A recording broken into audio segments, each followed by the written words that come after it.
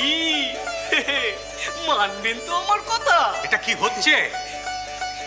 কি হচ্ছে? কি হচ্ছে দেখছেন না? ভগবানের লীলা ফুটেছে গো, ভগবানের লীলা ফুটেছে।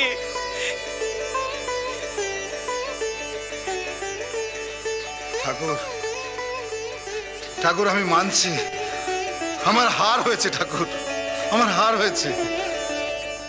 ওর ব্যাধিটা আমি তাও আন্দাজ করেছি।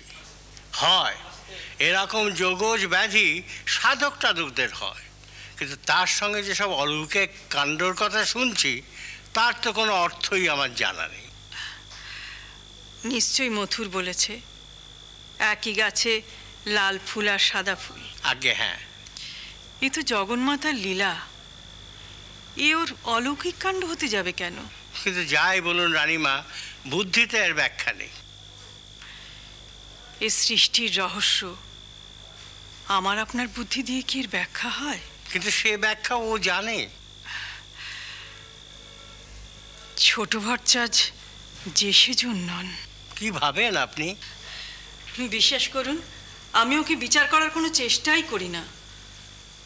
যেদিন মায়ের পায়ের কাছে বসে বিষয় চিন্তা করতে গিয়ে ওর কাছে ধরা পড়ে গেলাম, সেদিন থেকে ওকে আমি অন্তর্যামী মেনেছি।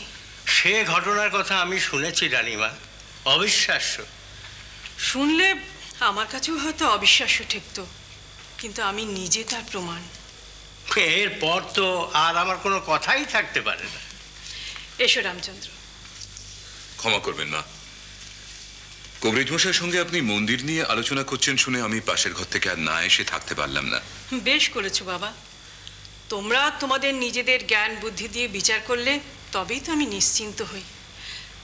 একটা কথা বলতে দ্বিধা নেই কবরেজ মশাই, আমার জীবনে এমন সাধুসঙ্গ হয়েছে বলেই আমি জগন্মাতার আলোতে নিজের ভেতরের অন্ধকার দূর করতে পেরেছি। আর তা পেরেছি বলেই আজকে আমি আমার জামাইদের আবার কাছে ফিরে পেলাম। এই সুসংবাদটি আমি অনেক আগেই জেনেছি রানীমা। একে আমি মায়ের আশীর্বাদ বলেই জ্ঞান করি। তাই ছোট ভট্টাচ মন্দিরে দাঁড়িয়ে যে আচরণই করুন না কেন, তাতে মা তৃপ্তিই পাচ্ছেন, যে যাই বলুক। কিন্তু আমার কবরেজি চিকিৎসা বিজ্ঞানে তো কোনো সুরাই হচ্ছে না রানীমা, বরং বিভ্রাট বাড়ছে। একটি রক্ত মাংসের মানুষকে আমি সারিয়ে তুলতে পারছি না। সেজবাবু সেজন্যে আমার উপর বড়ই বিরক্ত হচ্ছেন। তার থেকেও বড় ব্যাপার যেটা, সেটা হলো আপনার হাত যশ একটু একটু করে কমছে। এ কি বলছো মথুর? একদম তাই। কারণ সারা কলকাতা শহরের লোক যাকে সাক্ষাৎ ধন্বন্তরী হিসেবে জ্ঞান করে, তিনি একটি শারীরিক ব্যাধিকে দিব্য উন্মত্ততা বলে পাশ কাটিয়ে যাবেন, এটা তো হতে পারে না।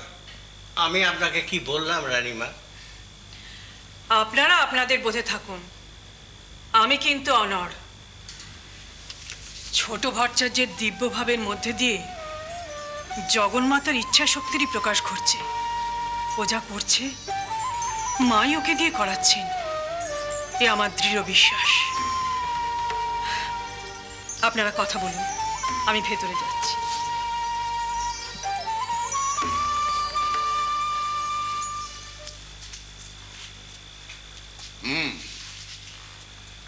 মহা সংকট। কিসের সংকট মথুর? বিশ্বাসের? এ প্রশ্নটা আমার কাছেও, আমিও ঠিক এর কোনো সদুত্তর খুঁজে পাচ্ছি না। আমার মনে হয় তোমরা গোলক ধাঁধাতে পড়েছ।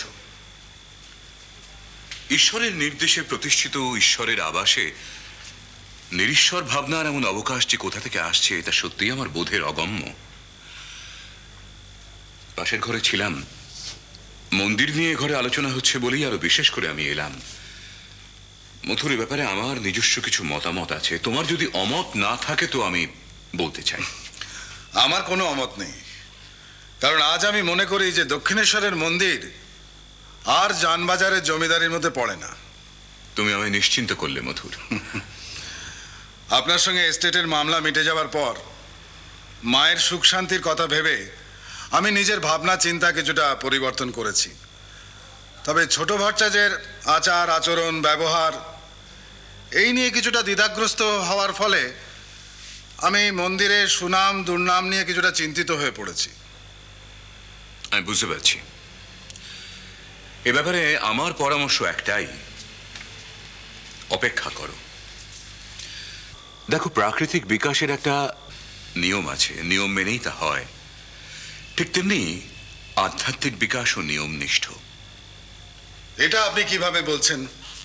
অন্তত এক্ষেত্রে আমার ধর্মবোধ থেকে, আমার শাস্ত্র অভিজ্ঞতা থেকে। আপনার ধর্মবোধ আর শাস্ত্র অভিজ্ঞতাকে অস্বীকার করার ক্ষমতা আমার নেই। তবে আমার মন কিন্তু একটা অন্য ব্যাখ্যাতে পৌঁছেছে। যেমন?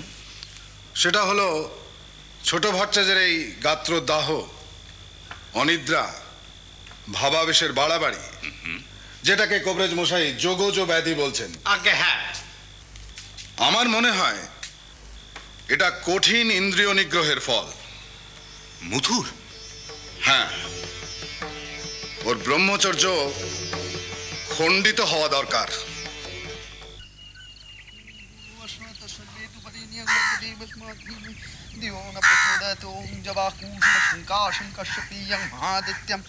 धान्तारिं सर्वपापाग्नां प्रणतस्मि दिवाकरम् ओं इदमर्घं ब्रह्मण्य भाषते विष्णु तेजस्वी जगत सवितुर्मदिनायिने ओं सर्वमंगल मंगल्ये शिवे। হৃদয় ঠাকুর, ও হৃদয় ঠাকুর। আচ্ছা হালদার মশাই, আপনি কি চান বলুন তো, কি চান? তোমার ছোট মামার আর কি কি লীলা আছে একেবারে আশ মিটিয়ে দেখবো। তা দেখবেন তো মন্দিরে যান না, আমার পেছনে ঘুরঘুর করছেন কেন? এই দেখো দেখো দেখো, তুমি দেখছি কোনো কিছুরই খবর রাখো না। কিসের? তার লীলা তো এখন মন্দিরের পাঁচিল ডিঙিয়ে এই বাগানে জঙ্গলেও ফলতে শুরু করেছে। এই তো শুনলাম এখানে বাগানে কবে নাকি লাল জবা গাছের ডালে সাদা ফুল ফুটিয়ে একবারে ভেলকি লাগিয়েছেন। তা তুমি বাগানে ফুল তুলছো শুনে ছুটে গেছলাম, ভাবলাম মামার ভেলকির ঠিকানাটা নিশ্চয়ই ভাগ্নের জানা আছে। তা চলো দেখিনি, একবার আমাকে সেই গাছখানা দেখাবে, চলো। কদিন আমি তোকে খাওয়াইনি বলে তোর ঠিক মতো খাওয়াই হয়নি, তাই তো আমি আজ নিজে গিয়ে ভালো মন্দ রাঁধালুম।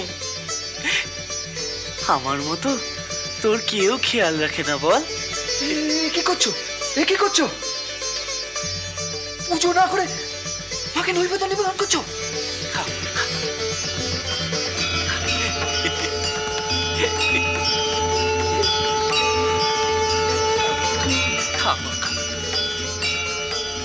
কি আমি খাবো? কত যে তোর বায়না। আচ্ছা আমি খাচ্ছি।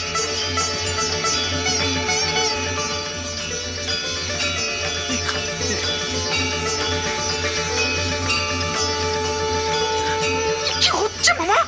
কি হচ্ছে? তোমাকে 100 দিন বারণ করেছি যে মায়ের ভোগ ওভাবে তুলে খাবে না। শ্রীরাম